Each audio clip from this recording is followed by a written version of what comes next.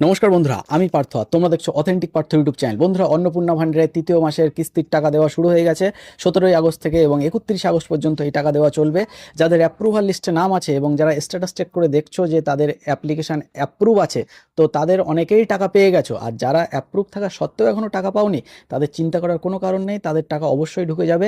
আর যাদের under process বা under verification আছে, তাদেরও টাকা দেওয়া শুরু হয়ে যাবে। তাদের ভেরিফিকেশান প্রসেস কমপ্লিট হলেই তারা কিছুদিন অপেক্ষা করো, তাদের ক্লেম করার এখন কোনো প্রয়োজন নেই। আর যাদের ব্যাংক ভ্যালিডেশন ইরোর দেখাচ্ছে, তাদের ক্ষেত্রে তাদের চেক করতে হবে ব্যাংকের কোনো নামের বানানের ভুল আছে কিনা, অথবা তাদের ব্যাংক অ্যাকাউন্টের সঙ্গে আধারের যে ডিবিটি লিঙ্ক সেটি করা আছে কিনা।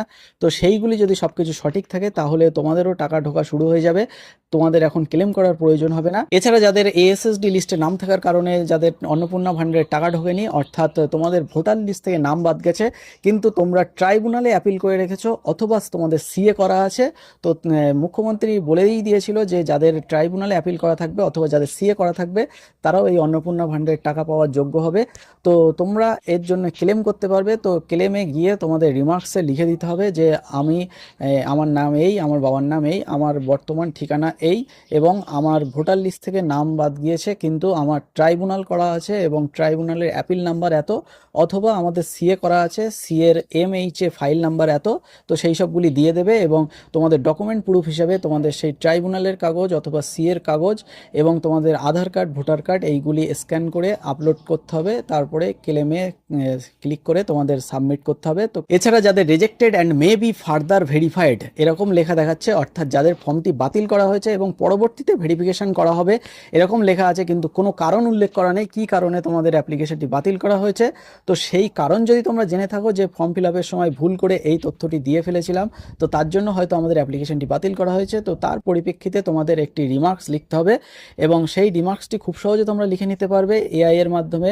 তোমাদের যে গুগল জেমিনি অ্যাপ আছে অথবা যে চ্যাট জিপিটি অ্যাপ আছে, তো সেখানে গিয়ে তোমাদের যে ভুল দিয়েছিলে তো সেটি তোমরা লিখবে যে আমাদের অন্নপূর্ণা ভান্ডারের অ্যাপ্লিকেশন করার সময় এই ভুল তথ্যটি দিয়েছিলাম, তো সেটি এখন আমি কারেকশান করাতে চাই এবং আমি যাতে অন্নপূর্ণা ভান্ডারের টাকা পাওয়ার যোগ্য হই, তো তার জন্য সব কিছু আমি ফুলফিল করছি এবং এখানে এই জিনিসটি কারেকশান করলেই আশা করি আমি অন্নপূর্ণা ভান্ডারের টাকা পাবো বলে নিজেকে মনে করি। তো সেই সব লিখে তোমাদের একটি ইংলিশে কনভার্ট করে নিতে হবে, বেঙ্গলি টু ইংলিশ ট্রান্সলেটের মাধ্যমে তোমরা গুগল থেকে গিয়ে সেটি ট্রান্সলেট করে নেবে এবং তারপরে সেই ইংলিশটি কপি পেস্ট করে তোমাদের এই রিমার্কসে দিয়ে দেবে এবং তারপরে তোমাদের এই ক্লেমটি কমপ্লিট করতে পারবে। আর যদি তোমাদের কোনো প্রকার কারণ না জানা থাকে এবং তোমরা নিজেকে মনে করো যে আমরা টাকা পাওয়ার জন্য যোগ্য, তা সত্ত্বেও আমাদের টাকা দেওয়া হয়নি, ফর্মটিকে রিজেক্ট করা হয়েছে, তো সেক্ষেত্রে তোমাদের একটি নোটস লিখতে হবে যে আমার নাম এই, আমার বাবার নাম এই, আমার স্থায়ী ঠিকানা এই, এবং আমি পশ্চিমবঙ্গের এবং ভারতের একজন স্থায়ী বাসিন্দা এবং আমার বাড়িতে কোনো 4 চাকার গাড়ি নেই, আমার বাড়িতে মোট 2টো ঘর আছে এবং আমার বাড়িতে কেউ পেনশনের উপভোক্তাও নয় এবং কেউ সরকারি চাকরিও করে না। এই সব কারণগুলোর জন্যেই যেহেতু এই অন্নপূর্ণা ভান্ডারের টাকা দেওয়া হচ্ছে না, তো সেই কারণগুলো তোমাদের উল্লেখ করতে হবে। তো সেইগুলি দেওয়ার পরে তোমাদের ডকুমেন্ট প্রুফ হিসাবে আধার কার্ড, ভোটার কার্ড, ভোটের স্লিপ এবং তোমাদের প্যান কার্ড, এইগুলি স্ক্যান করে তোমরা পিডিএফ করে এখানে আপলোড করে ক্লেম করতে পারবে।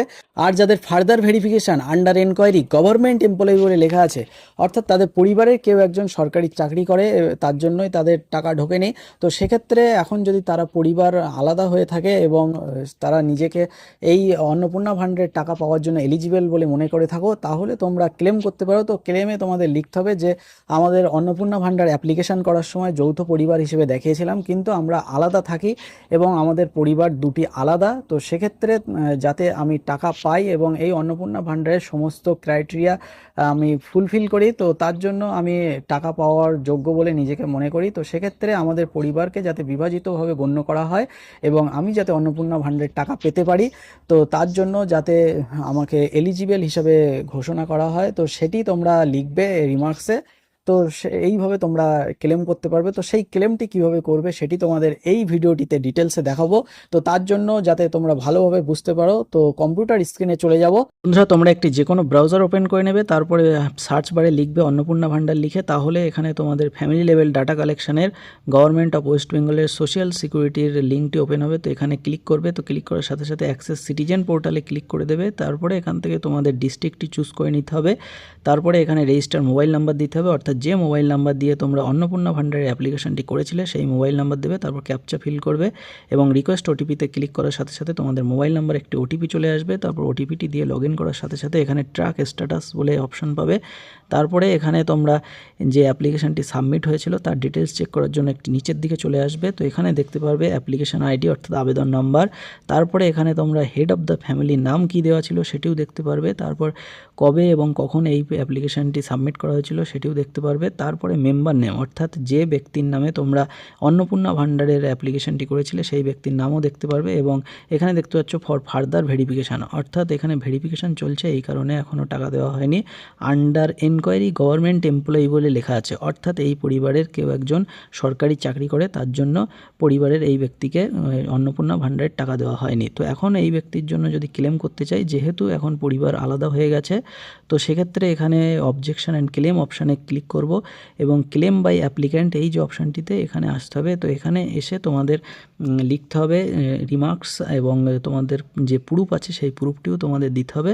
এছাড়া এর পাশে দেখতে পাচ্ছ আরেকটি অপশান আছে অবজেকশন এগেনস্ট সামান, অর্থাৎ তোমাদের বাড়ির পাশে অথবা তোমাদের পাড়ার কেউ যদি পাওয়ার যোগ্য নয় কিন্তু সে পাচ্ছে, তার বিরুদ্ধে যদি তুমি অবজেকশন জানাতে চাও তাহলে এই অপশানটিতে তোমাদের ক্লিক করতে হবে। এরপরে এই অবজেকশন এগেনস্ট সামানে ক্লিক করবে। যদি কারোর বিরুদ্ধে অবজেকশন করার হয় তাহলে এখানে তোমাদের যে অবজেকশন করছে অর্থাৎ তুমি যদি অবজেকশন করতে চাও তাহলে তোমার নাম দেবে এবং তারপরে তার পাশে যে ফাদার্স নেম আছে তোমার বাবার নাম দিয়ে দেবে। এখানে ডিস্ট্রিক্ট অটোমেটিক সিলেক্ট থাকবে, তারপরে তোমার এরিয়া কি রুরাল না আরবান সেটি সিলেক্ট করতে হবে, তারপর ব্লক গ্রাম পঞ্চায়েত এগুলি সিলেক্ট করে নিতে হবে। তারপরে যে ব্যক্তির নামে তোমরা অবজেকশন জানাতে চাইছো সেই ব্যক্তির অন্নপূর্ণার যে অ্যাপ্লিকেশন নাম্বার সেটি তোমাদের এখানে লিখতে হবে, তারপর সার্চ অপশানে ক্লিক করবে এবং সেই ব্যক্তি কোন কারণে পাওয়ার যোগ্য নয় বলে তুমি মনে করছো তার মধ্যে থেকে এই 4টি অপশানের মধ্যে থেকে একটি চুজ করতে হবে। তো সেই ব্যক্তি যদি ওয়েস্ট বেঙ্গলের স্থায়ী বাসিন্দা না হয় তাহলে তোমাদের প্রথম অপশান চুজ করতে হবে। সেই ব্যক্তির বয়স যদি 25-এর কম এবং 60-এর বেশি হয় তার সত্ত্বেও সে পাচ্ছে তাহলে দ্বিতীয় অপশান চুজ করতে হবে। এবং সেই ব্যক্তির বা সেই ব্যক্তির পরিবারের কেউ যদি গভর্নমেন্ট এমপ্লয়ি বা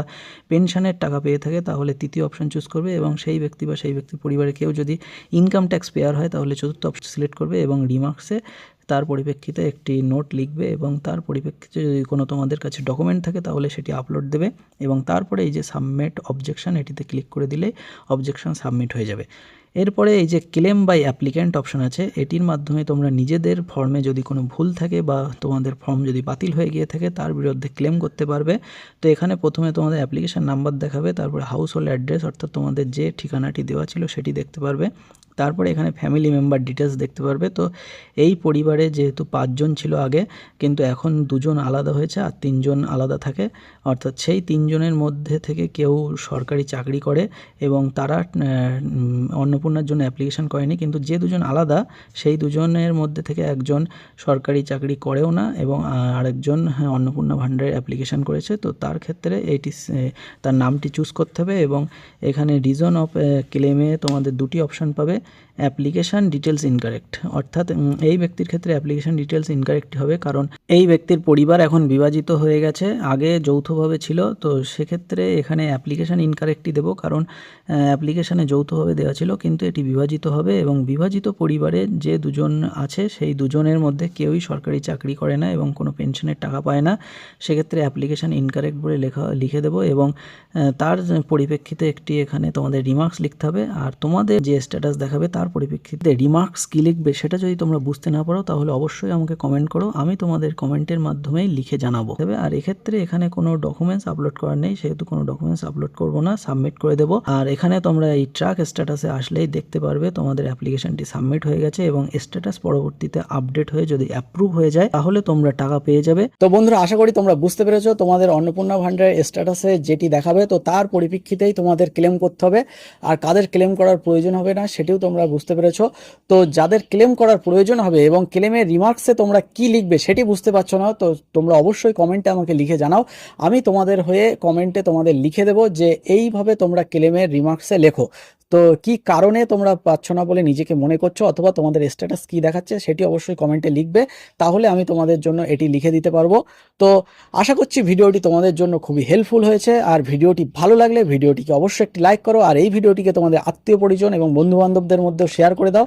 আর এই ধরনের ইনফরমেটিভ এবং হেল্পফুল ভিডিও পেতে এই অথেন্টিক পার্থ ইউটিউব চ্যানেলটিকে এখনই সাবস্ক্রাইব করে রাখো। তো দেখা হচ্ছে বন্ধুরা পরবর্তী ভিডিওটিতে, ততক্ষণ পর্যন্ত তোমরা সবাই ভালো থেকো, সুস্থ থেকো। জয় হিন্দ, বন্দে মাতরম।